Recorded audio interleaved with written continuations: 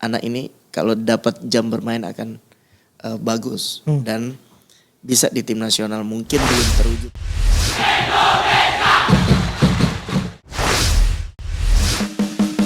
Pemain naturalisasi Malaysia gempar, timnas Indonesia lebih nasionalis.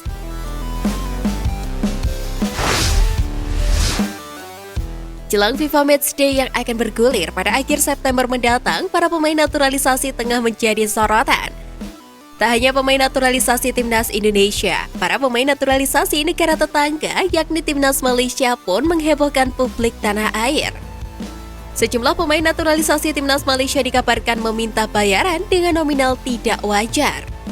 Mereka bahkan tidak segan menolak untuk tampil di FIFA Matchday 2022 mendatang jika permintaan tersebut tidak dikabulkan. Hal itu terungkap dari sumber internal Federasi Sepak Bola Malaysia atau FAM yang enggan disebutkan namanya.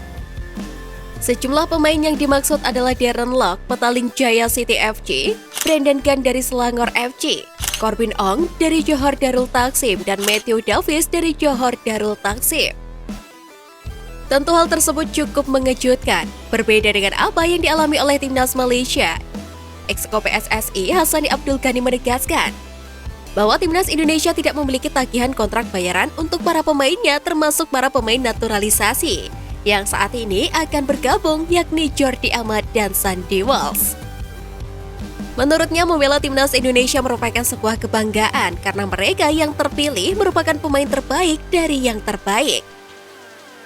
Itu seharusnya menjadi bayaran yang tidak ternilai bagi para pesepak bola. Begitu halnya dengan para pemain naturalisasi Indonesia sebelumnya, yakni Mark Klok, Christian Gonzalez, Victor Igbonevo, dan sejumlah pemain naturalisasi lainnya yang juga pernah membela timnas Indonesia juga tidak mendapatkan bayaran kontrak untuk skuad Garuda. Mereka bermain secara sukarela dengan jiwa nasionalisme yang tinggi. Ini yang kemudian akan menentukan kadar kesetiaan para pemain naturalisasi kepada negara yang mereka tuju. Terlepas dari itu, Jordi Amat dan Sandy Walsh akan segera bergabung dengan timnas Indonesia. Proses naturalisasi mereka sudah rampung di DPR, sedangkan berkas Sein Patinama masih di Sekretaris Negara. Artinya Jordi dan Sandy tinggal menunggu panggilan dari Presiden Joko Widodo untuk meresmikan keduanya menjadi WNI. Mereka akan disumpah sebelum benar-benar mengubah status kewarganegaraan.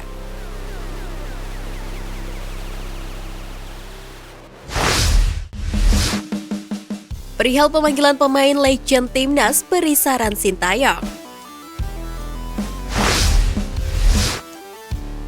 Legenda timnas Indonesia Firman Utina memberikan sarannya kepada pelatih timnas Indonesia Sintayong jelang FIFA Matchday akhir bulan ini. Dalam sebuah podcast sport, Firman Utina merekomendasikan satu pemain yang pantas dipanggil Sintayong untuk memberikan warna baru di skuad Garuda. Anak ini kalau dapat jam bermain akan bagus dan pemain tersebut yakni bek kiri Persib Bandung Zalnando. Firman Utina menilai Zalnando akan menjadi pemain yang hebat jika diberikan jam terbang. Terlebih dia juga melihat Zalnando merupakan pemain yang baik dalam menyerang dan bertahan.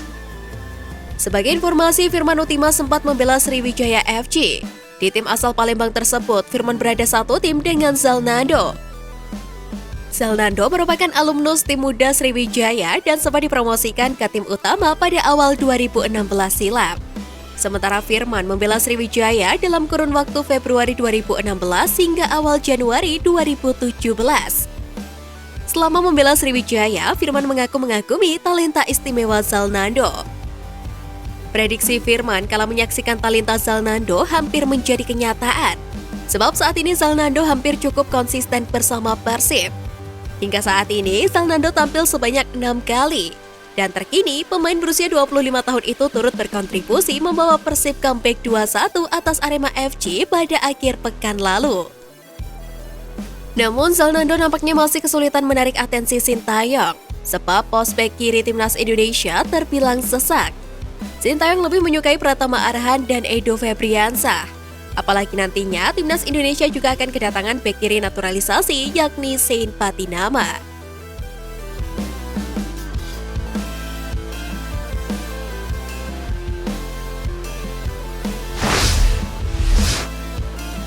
Aksi kocak Sintayong pukuli kaki pemain timnas Indonesia U19 dengan tongkat. Pelatih timnas Indonesia Sintayong yang terkenal keras dan disiplin nyatanya juga bisa menunjukkan tingkah jahil ceria ketika memimpin latihan timnas Indonesia U19. Dalam sebuah video yang diunggah akun Instagram PSSI, Sintayong terlihat menjahili para pemain timnas Indonesia U19 termasuk Marcelino Ferdinand. Lucunya, Sintayong melakukan aksi jahil itu dengan menggunakan sebuah tongkat berwarna kuning. Dia terlihat mondar-mandir di lapangan sambil sesekali memukul betis para pemain. Sontak hal tersebut turut mengundang perhatian warganet tanah air. Postingan PSSI itu pun dibanjiri komentar-komentar dari netizen yang mengundang gelak tawa. Meskipun terkadang ada sedikit komentar yang menjurus sindiran ke PSSI itu sendiri. Di lain sisi, Sintayong saat ini tengah fokus menggembleng Marcelino Ferdinand dan kawan-kawan demi tampil maksimal di kualifikasi Piala Asia U20. Kemenangan di setiap pertandingan menjadi harga mati untuk memuluskan langkah skuad Garuda Nusantara. Terlebih, timnas U19 Indonesia kembali satu grup dengan rivalnya saat ini, yakni Vietnam. Untuk itu, terus dukung peluang skuad Garuda Nusantara di bawah asuhan Sintayong. Indonesia bisa!